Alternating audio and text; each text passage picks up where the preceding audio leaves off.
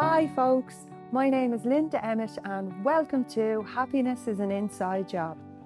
We are the creators of our own reality, we create our own lives. Our mind is our biggest limit and it's our own beliefs, behaviours and habits constantly caught in those cycles that keep us trapped where we are and stand in the way of our own happiness. So throughout this podcast, we're going to take a deep dive into some of those beliefs, habits and patterns, where they show up in your lives and what you can do to change them.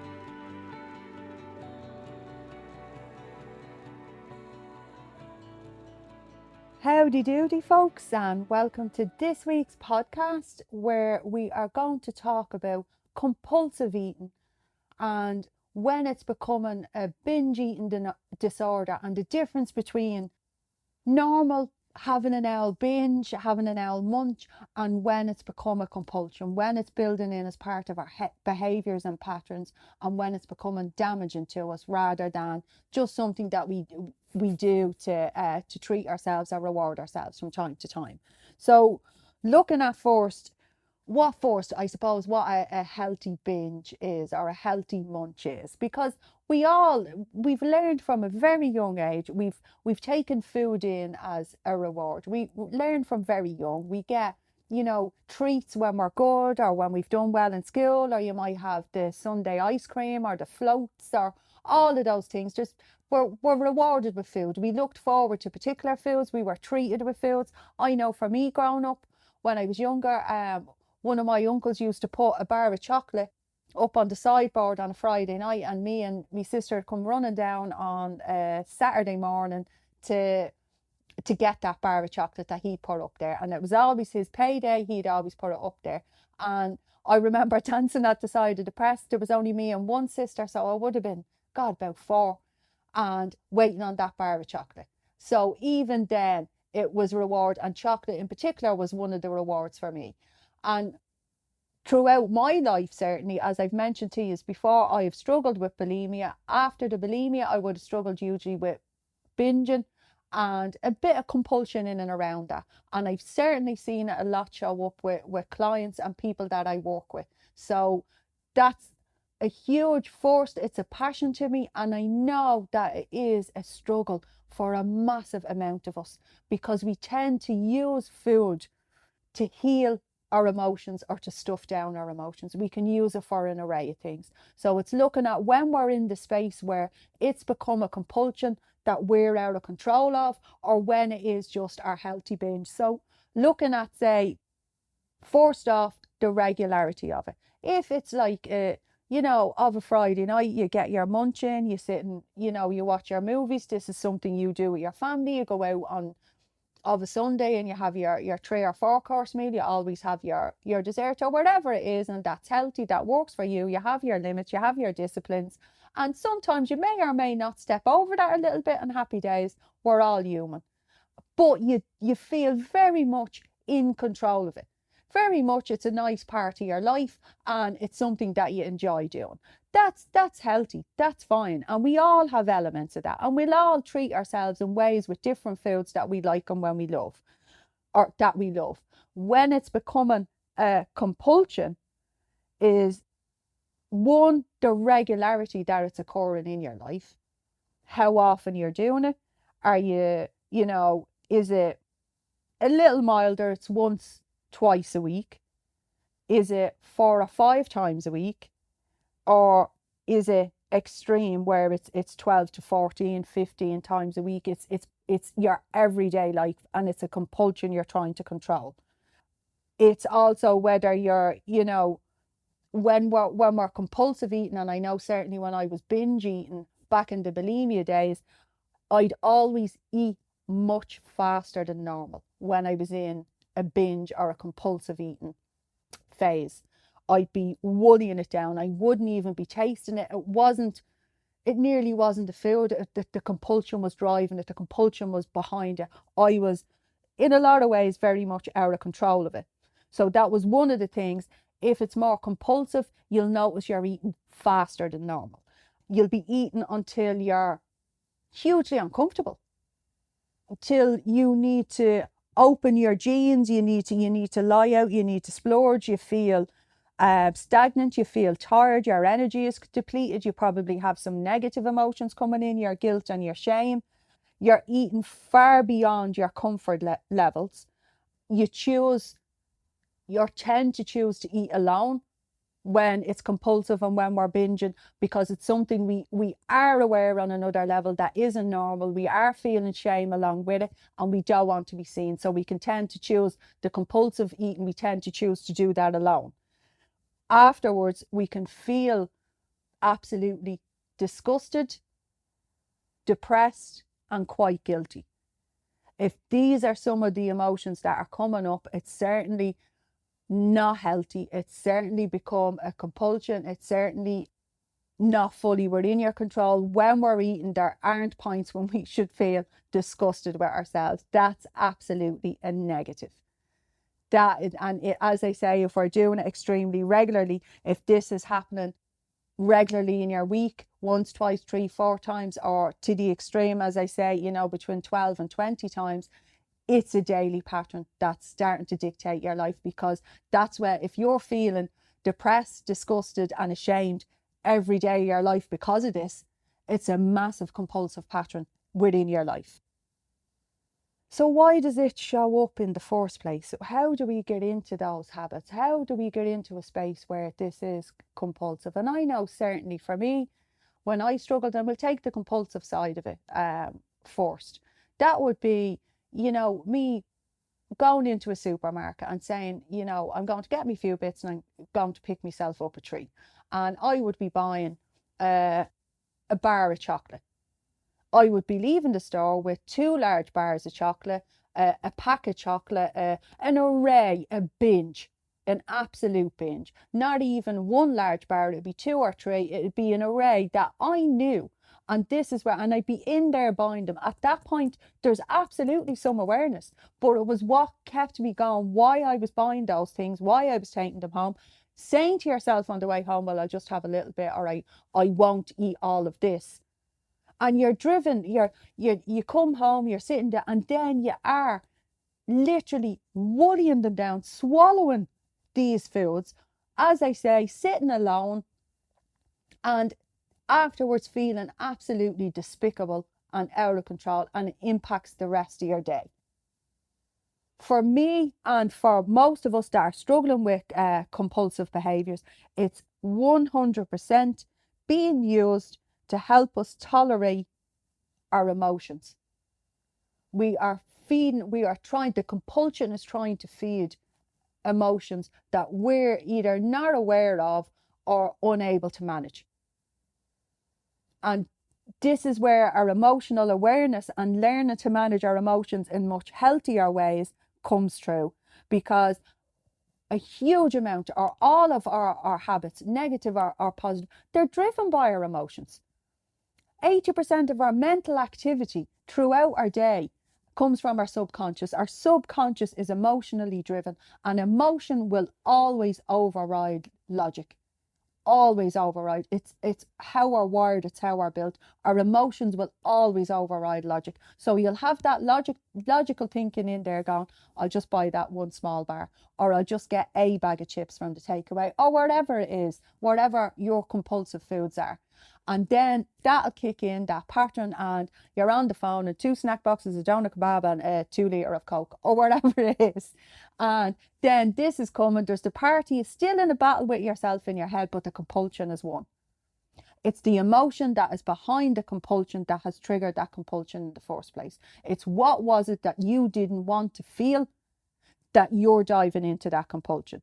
And the thing with it is, it's not only impacting you emotionally, it's having a huge physical toll as well, because you're stuffing your stomach beyond its capacity. You're overloading your digestive system beyond its capacity, and you're leaving yourself in an absolute hailstorm of self-loathing and self-worth, or low self-worth. You're going to get a hammering afterwards from yourself. And that hammering, that hailstorm of self-loathing that you're stuck in, this is where your next decisions are coming from. This is where whatever else you're choosing to do within that day or within that evening are coming from a place of self-loathing and low self-worth. So you'll probably go into more attacking behaviours or dive back into another compulsion after hitting the feck it switch. Don't want to curse on my podcast because you've said, oh well, I fecked it up anyway, so what's the point? I'll get another binge, and it's that the thinking that that'll make me feel better, that'll take the emotion away. And this is where our patterns start breeding, grown legs and life of their own, and then we feel completely out of control of something that should be normal in our life, like, well, eating should be a normal behavior for us, that we eat to give our body the nutrition it needs to survive, to keep ourselves healthy, to be strong. And the compulsive eating can leave us way outside those realms, and also feeling like we're not a normal person, or we're a failure because we can't eat like normal people. And that again redrives the shame of, if anybody knew I was really like this, or this is what I done, or this is how I treat myself. And again, the hailstorm is carrying on, hammering down on you, and again re-triggering the compulsion to continue, and for you to keep managing all of these feelings through what you're buying in the shop or what you're ordering in the takeaway. And it's a very sad, lonely place to be in.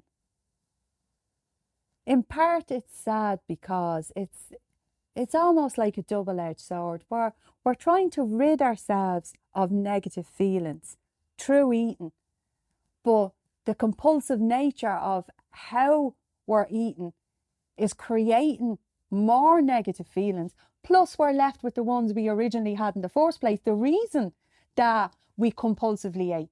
So, as they say, it's looking at what the trigger is in the first place, finding the trigger before the compulsion, what the emotion is, and working on the emotional side of it. It's no coincidence that it's our mouth that we're feeding, or our mouth that we're eating through, and that's what we're stuffing. Our mouth is a very intimate and significant part of our body. Our mouth is obviously what we eat through, how we sustain our life. It's also where we kiss through, how we show love and affection. It's how we talk through, how we communicate with the world is all through our mouth. So eating and compulsive eating is often stuffing down what would normally come out through the mouth, what we would normally say. When we're feeling those emotions, we're stuffing down with food, nearly trying to push all that stuff back in, or we're feeling a lack of, be it affection and love. And again, we're trying to stuff that feelings. They might be loneliness, sadness, boredom, because we're not doing enough for ourselves, all of those things, but we're using the mouth to stuff all those emotions back in. It's really like compulsive or emotional eating it's quite a primitive coping mechanism. And emotional eating itself it's a longer relationship to build, for want of a better way of saying it. When I work with emotional eating with clients, or compulsive or binge eating or things like that, that will take longer to work with than other things. Because with other things, like say we take alcohol or cigarettes or a particular low self-worth or whatever it is, if you're working with them, you can really moderate those. Say it's other substances, you can moderate those out of people's lives very easily and quickly, and create a new balance. With food, because it's so present in our lives, because we've to sustain our life with it, it's in our lives every day, it's in our presses, it's in our fridge, and we're bombarded with it everywhere in media, and it's ingrained from a very young age. It does take that bit longer to work with, to do a rebuild, but it is 1,000,000,000% possible. And I can say that from personal experience and the clients that I have worked with. But the key to it is working with the emotions, because we don't want to feel our negative emotions. We don't want to feel our pain. Our brain is hardwired to move us away from pain and towards reward. If we've a pattern in there like compulsive eating, that our brain deems rewarding, even in the split second, even to just momentarily get you away from that pain, it will gear you towards that if it's in there as a pattern. So breaking up that pattern and breaking it down by getting to the emotion that's triggering it in the first place is key to positive permanent change. It's key to overcoming it. I absolutely do know and understand that it can feel like you're being hijacked. It can feel like your brain has been hijacked after you've compulsively eaten or binge. You can literally be feeling like it's completely out of your control. How did I do that again when I didn't want to? And again, that's your subconscious, that's the emotion driving the pattern. So it's looking at what are your areas that you're triggered in. It's assessing your mess, looking at what's going on. Where are you triggered? First off, breaking it down in what places you're triggered. Is it more, does this always happen at home? Does it always happen in work? Does it happen more at weekends? Does it happen more during the week? Where? What's the location? Where do you do that the most? Is it in your bedroom? Is it in the morning? Is it late at night? It's nailing that down first. Beginning to journal on it is powerful. There's a huge amount of scientific studies out there that back up journaling. So it's getting the mess out of your head and onto paper. It brings clarity. It breeds clarity for you. So first doing the breakdown of where it's happening in your life, where you are when it's happening, what days it's happening, what times of the day, what people you're around then, what's going on. Is it just after a work day? Is it before a work day? Is it when you've had a full weekend? Is it when you are run ragged?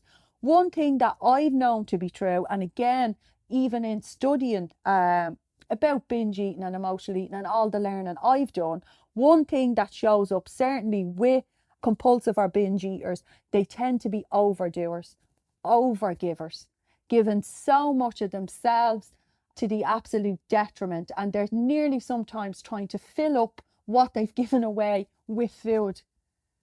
They're trying to fill themselves back up. They're trying to meet those emotional needs with food, and that's where the compulsion is kicking in for them at times. So it's looking at the boundaries that you have in your life. How much are you present in your life? What time do you give to you? Where is your energy going in your life?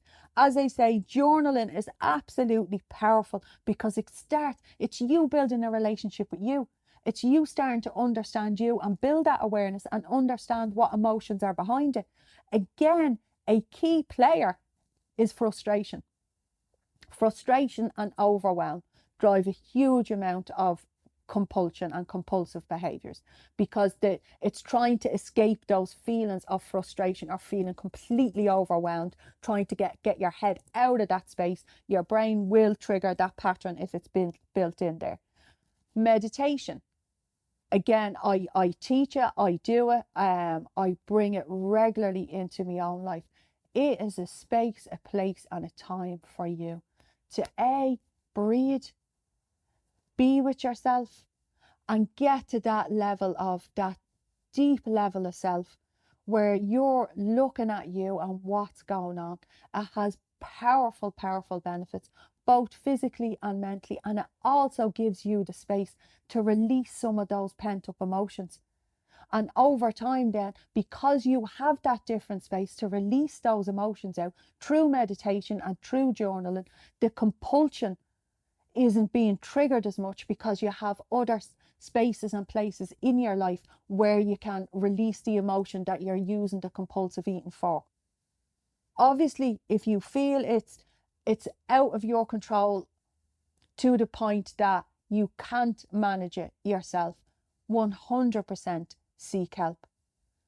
And bear in mind, there are so many people out there before you, like me, like many others, that have struggled with this. A lot of us struggle in some way, shape or form with food, either at times in our life or it's an ongoing thing that we're working with. So reaching out for help, for support.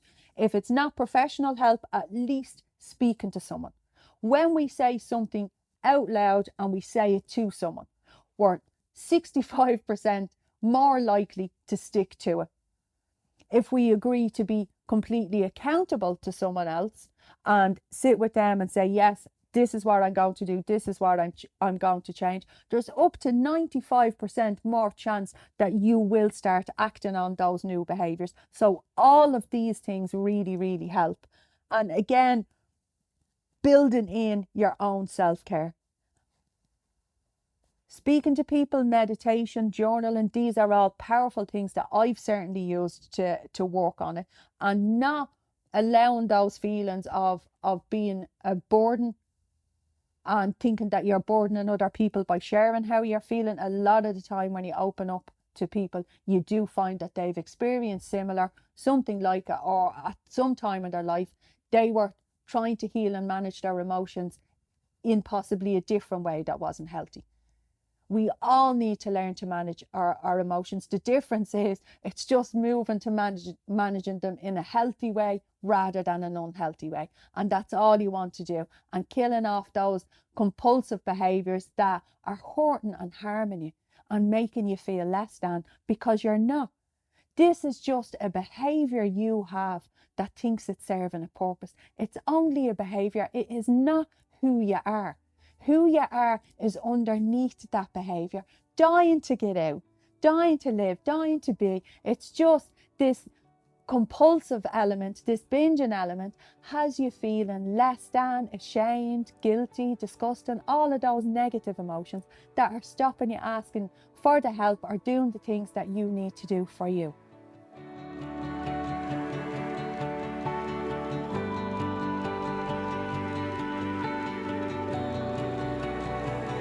So that's it for me for this week, guys. I hope you really enjoyed it and got some fabulous takeaways. And as always, I invite you to connect in with me across social media, or check me out on my website, www.yourgifttoyou.com, or email me, linda@yourgifttoyou.com, guys, because I'd love to hear from you and any topics you'd like for us to talk about, or any more learnings that you want. And please remember, give me those reviews, because it keeps the podcast getting out there to more people. So chat to you very soon, guys. Bye bye.